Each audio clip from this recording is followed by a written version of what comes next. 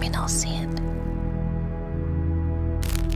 There is something about living in an old building that makes you hyper-aware of every little shift in the atmosphere. You know the way the floorboards groan under your own weight, or how the wind catches the corner of the window frame to make a low, mournful whistle. My apartment is one of those places where the history feels thick, like it's pressed into the very wallpaper. I lived there with Oreo, a tuxedo cat I'd had for 6 years. He was the kind of cat that didn't care about much of anything. He spent most of his time sprawled out in a patch of sun, looking more like a discarded rug than a living creature. He was predictable, lazy, and completely unbothered by the world. Until things started to change in a way that I still can't quite wrap my head around. It started with small things that I tried to write off as my own exhaustion. I come home from work and find his food bowl pushed into the center of the kitchen floor, far from where I always left it. Then there were the patches of fur. I started finding tufts of his black and white hair caught in the hinges of the floor-level cabinets or snagged on the undersides of chairs.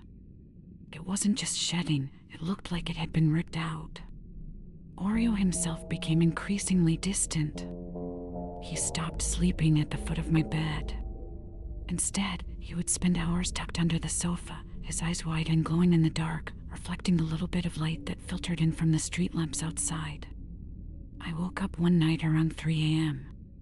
The air in the bedroom felt different, dense and suffocating, like the oxygen had been sucked out of the room. My throat was parched, that scratchy, urgent thirst that forces you out of a warm bed. I didn't turn on the lights. I knew the layout of my place well enough to navigate by the dim, gray glow of the moon. I stepped out into the hallway, heading toward the kitchen. The hallway is long and narrow, acting as a spine that connects the bedroom, the bathroom, and the living area. As I reached the midpoint of the hall, I saw a shape at the far end, near the bathroom door.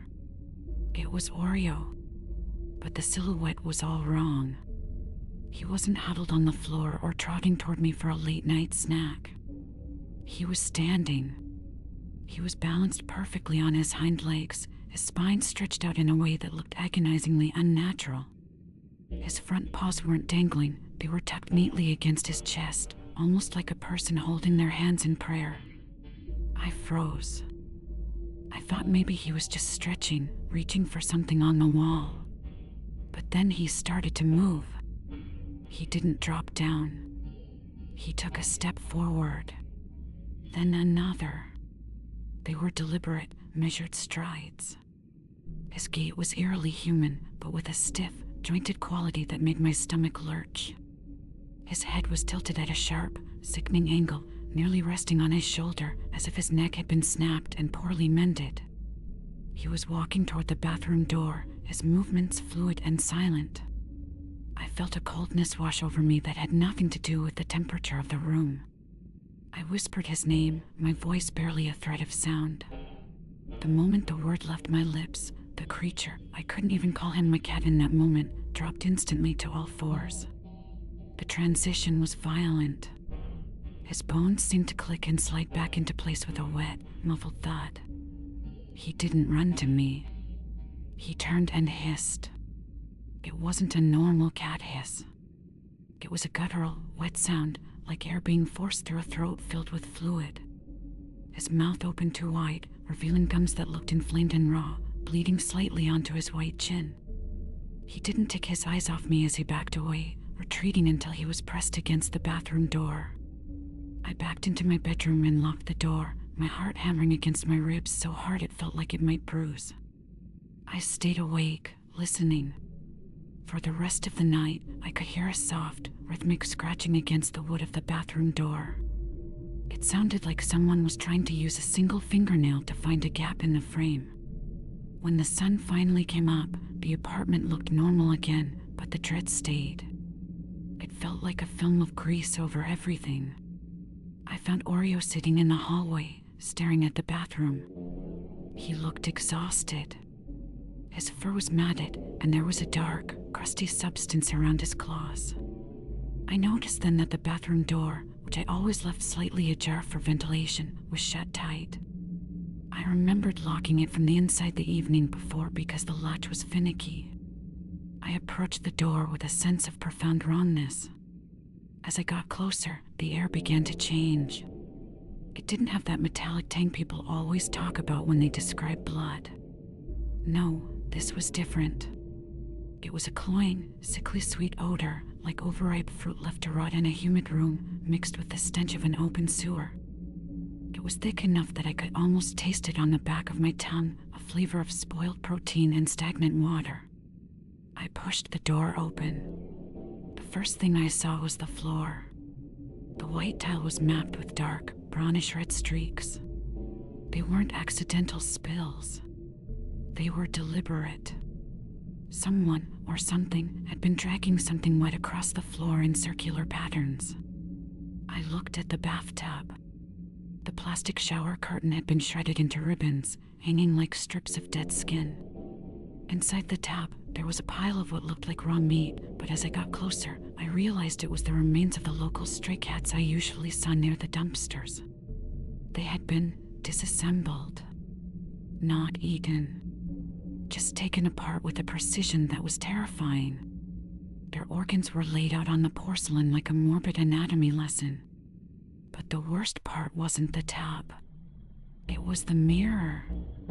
Smudged onto the glass in a mixture of fat and fluids were handprints. They were too small to be a grown man's, but too long and spindly to be a child's. They had too many joints. And right in the center of the mirror, the word walk was smeared into the glass. I felt a sudden, sharp pain in my ankle. I looked down. Oreo was there, but he wasn't rubbing against me. He was biting. He sunk his teeth deep into my calf, his eyes fixed on mine with a terrifying, intelligent intensity. As I kicked him away, I looked up at the ceiling. The vent cover was missing.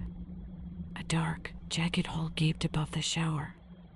I didn't wait. I grabbed my keys and ran. I didn't even grab a coat. I just ran until I found a police officer near the subway entrance. When they went back to the apartment, they found the nest. Someone had been living in the crawl space between my ceiling and the floor above. They found blankets made of stitched-together pet fur and a collection of photos of me sleeping, taken from the vent. They also found a series of instructional diagrams pinned to the wooden beams, drawings of cats, with red ink showing where to break the legs and how to tie strings to the joints to make them stand upright. They never found the person. But the police did find Oreo. He was hiding in the crawl space when they arrived. The vet said his hind legs had been systematically broken and allowed to heal in a way that made it easier for him to stand, though it must have caused him constant, excruciating agony. I moved across the country after that. I try to live in new buildings now, places with high ceilings and no crawl spaces. But sometimes, in the middle of the night, I'll hear a soft, rhythmic clicking on the hardwood floors of my new apartment. I'll look toward the hallway, and for a split second, I'll see a shadow that's just a little too tall, a little too straight, walking with a stiff, human gait toward my door. And I realized that whatever was in that ceiling wasn't just teaching my cat how to walk. It was teaching him how to hunt.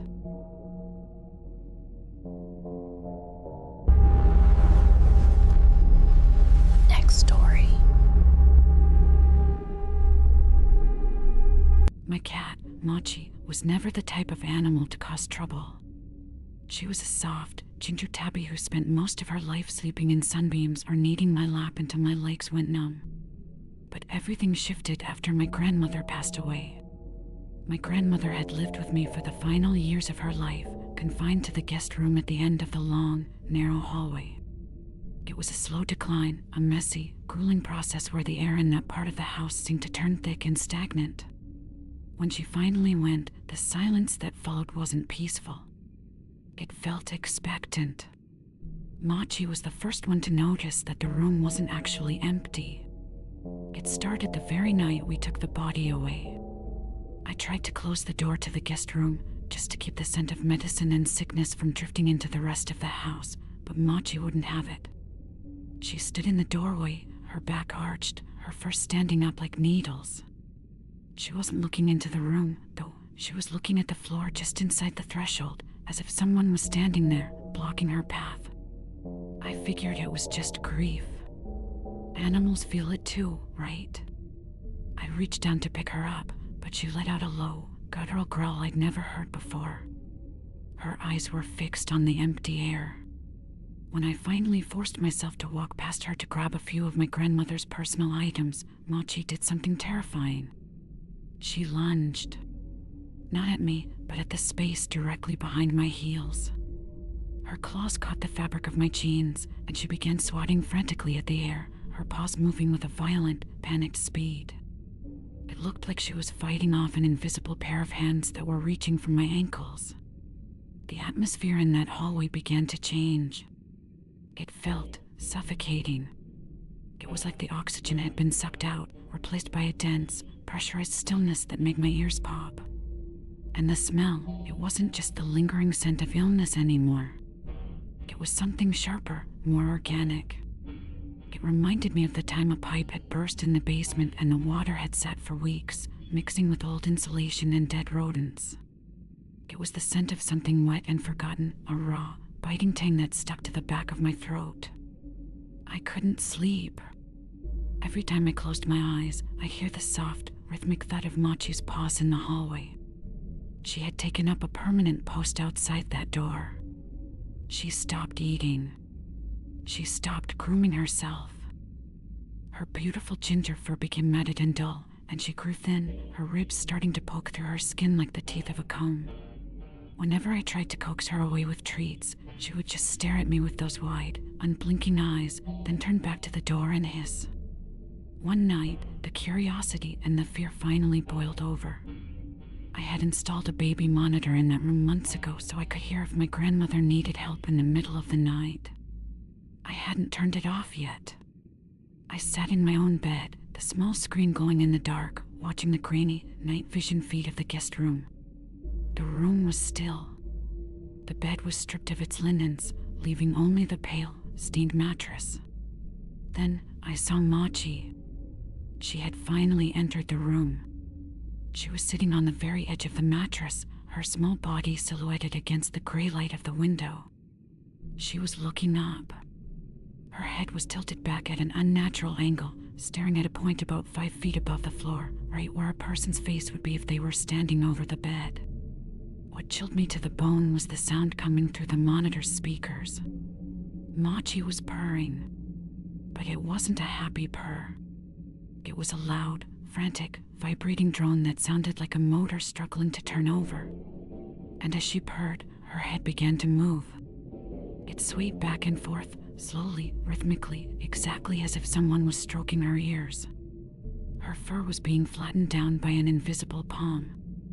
I watched, paralyzed, as the skin on her head was pulled back slightly, the way it does when you give a cat a firm scratch behind the ears. She looked blissful and terrified all at once. Then, the purring stopped.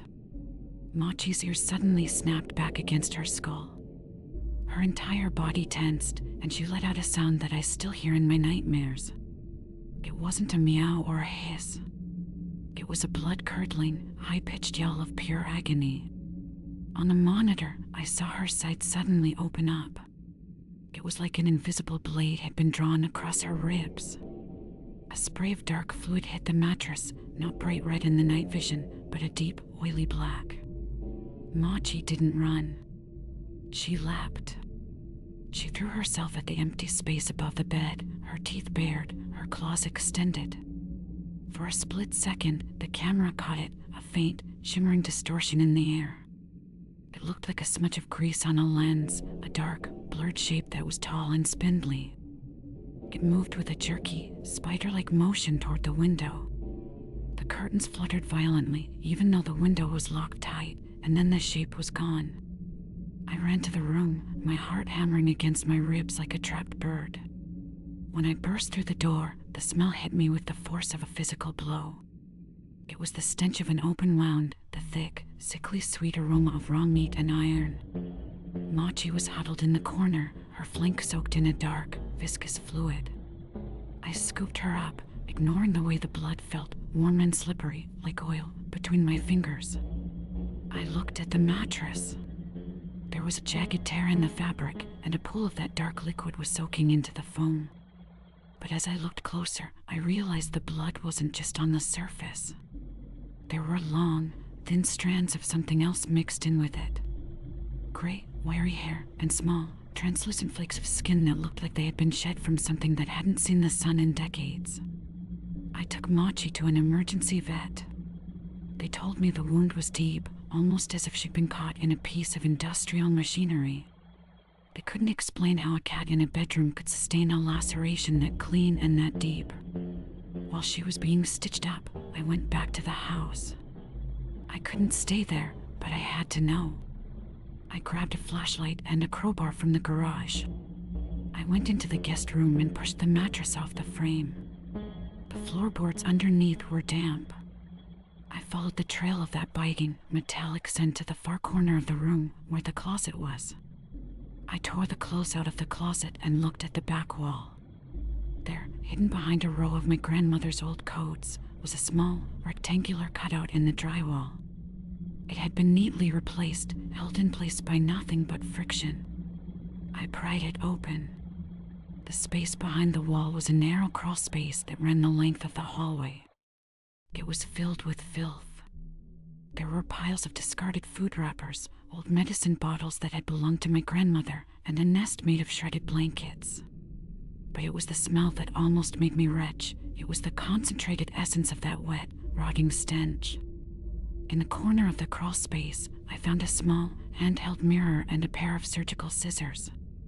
The scissors were stained with a dried, blackened crust.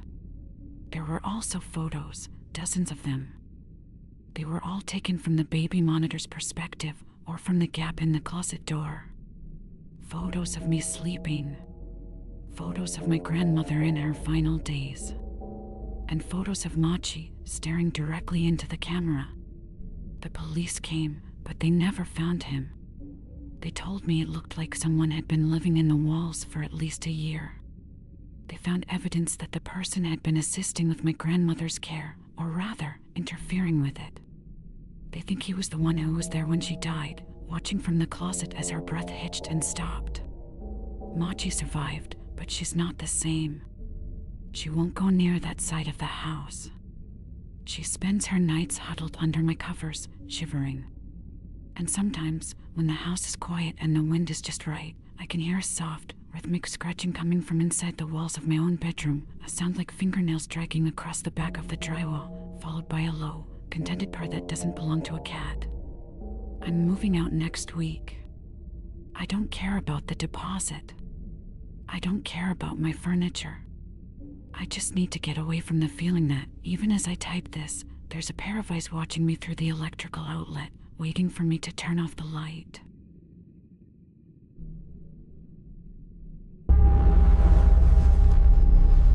Next story. I've lived in this house for about 3 years now. It's an older place, the kind with thick baseboards and windows that rattle whenever a truck passes by, but it's home.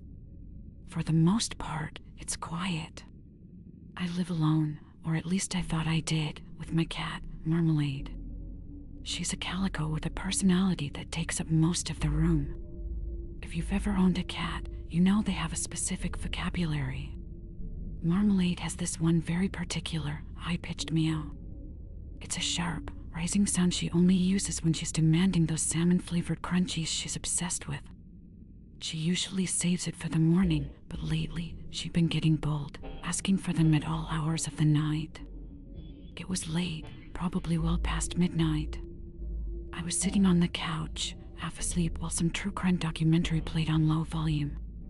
The house was still, that kind of late-night stillness where every little creak sounds like a footstep. Then I heard it. That specific, piercing meow. It came from the kitchen, or maybe further back, near the door that leads down to the basement. I groaned, shifting my weight on the cushions. The air in the living room felt thick and stagnant, making it hard to find the energy to move. I figured if I just gave her a handful of treats, she'd let me sleep through the rest of the night without pacing across my chest. I stood up and walked into the kitchen, grabbing the crinkly blue bag from the counter. I didn't see her by her bowl, which was unusual. Normally, the second she hears that bag move, she's weaving between my ankles. I called her name, but there was no response. Then, the meow happened again. It was muffled, coming from behind the basement door. I figured she must have slipped down there when I brought the laundry up earlier and I'd accidentally shut her in. I opened the door to the basement. The air that drifted up from the dark was freezing. It didn't just smell like the usual damp concrete and old cardboard, there was something else underneath it. It was a cloying, organic scent, like a pack of raw ground beef that had been forgotten in the sun. I reached for the light switch, but the bulb just flickered and died. Figures. I pulled out my phone, clicked on the flashlight, and started down the wooden stairs. They felt precarious under my feet, each step emitting a sharp, dry groan that seemed to echo too long in the open space below. About halfway down, I stopped. I held the phone out, the narrow beam of light cutting through the darkness. The basement is unfinished, mostly just stacks of old bins, a workbench, and the washer and dryer tucked into a corner. I heard the meow again. It was closer now, coming from the shadows right beneath the stairs I was standing on. But this time, something felt wrong. My skin went cold, a primal sort of alarm bell ringing in the back of my skull. The sound was too clean. When Marmalade meows, there's a rasp to it, a little breathy break in the middle of the note. This sound was articulated. It was two distinct syllables. Meow. It sounded like someone was trying to play a recording of a cat, but the recording was too high quality. Or worse, it sounded like a person was using their vocal cords to mimic the exact pitch of my cat's voice. It was a falsetto, stretched thin and tight, vibrating with an effort that felt completely unnatural. I swung the light toward the laundry area. My heart nearly stopped. Marmalade was sitting on top of the washing machine. She wasn't looking at me. She wasn't looking at the treats in my hand. Her back was arched, her fur standing up in a jagged line from her neck to her tail. She was staring, completely frozen, at the dark, cramped crawl space tucked way back under the stairs. Her eyes were wide, reflecting the light of my phone in two terrified, glowing orbs. I stood there, paralyzed. The silence in the basement was absolute, except for the sound of my own pulse thudding in my ears. The air felt oppressive, like a physical weight pressing against my lungs, making it hard to draw a full breath. I stared at that dark corner under the stairs, the place where the light couldn't quite reach. Then it happened again. Meow. The voice came from the shadows, barely 3 feet from my ankles. This time, there was no mistaking it. It wasn't a cat. It was a man. I could hear the wetness of his breath as he formed the M sound. I could hear the strain in his throat to keep the pitch high. And then, the high-pitched mimicry just collapsed. The sound dissolved into a low, bubbling, gravelly chuckle. It was the sound of someone who had been waiting in the dark for a long time, watching me, learning how to calm me down into the deep. I didn't wait to see a face. I didn't wait to see if he was armed. I lunged back up the stairs, my boots slipping on the wood as I scrambled upward. I could hear movement behind me, a frantic, scuttling sound, like someone moving on all fours, dragging something wet across the concrete. I reached the top, grabbed Marmalade by the scruff of her neck as she bolted past me, and slammed the basement door shut. I turned the deadbolt and leaned my back against the wood, gasping for air. Through the door, I heard a soft thud, like a forehead being gently rested against the other side of the wood. Then I heard it again, but he wasn't trying to sound like a cat anymore. He was whispering my name. He was whispering it in that same high-pitched, mocking falsetto. I called the police, my voice shaking so much I could barely get the address out. I stayed in the living room, clutching a kitchen knife and holding Marmalade so tight she started to hiss. When the officers arrived, they went down there with their guns drawn and their heavy flashlights. I stood at the top of the stairs, watching the beams of their lights dance around the basement walls. They didn't find him. but they found where he had been. In the crawl space under the stairs, behind a stack of old winter tires, they found a small nest made of my old blankets and discarded clothes. There were food wrappers down there and a few of my own socks that I thought I'd lost in the wash. But the worst part was the smell. It was that same sweet, rotting scent I'd caught on the stairs. They found a plastic bucket filled with what looked like grayish, congealed sludge. When they looked closer, they realized it was scraps of raw meat, chicken breasts, and pork chops that had been taken from my freezer over the course of weeks and left to rot. He'd been eating them raw down there in the dark. The police found a small vent in the foundation that had been kicked in from the outside, just large enough for a slender man to squeeze through. They told me he was likely long gone by the time they got there, probably slipped out the moment he heard me screaming on the phone to the dispatcher. I haven't been back down to that basement. I had a contractor come out the next day to bolt that vent shut and reinforce the door, but it doesn't matter. I can't stay here. Every time Marmalade meows now, I don't feel that rush of affection for my pet. Instead, I feel a cold, slick terror sliding down my spine. I keep thinking about how many nights I sat on that couch, just a few feet of floorboards away from a man who was sitting in the dark, practicing my cat's voice. The thing that keeps me up at night, though, the thing that makes me want to scream until my throat is raw, is what the police found tucked under the blankets in his nest. It was a small, handheld mirror and a pair of my own sewing scissors. The scissors were covered in something dark and sticky that had dried into a crust. And on the mirror, written in what looked like the same dark substance, were 3 words. I sounded good. I'm moving out tomorrow. I'm leaving most of my furniture behind. I don't care. I just need to get away from the sound of that voice. Because last night, as I was packing my bags in the bedroom, I heard it again. It wasn't coming from the basement this time. It was coming from the hallway, just outside my bedroom door. A perfect, high-pitched meow. And then that low, grovelly chuckle.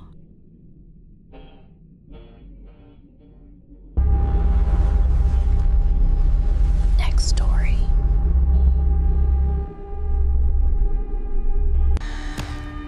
Next story is yours.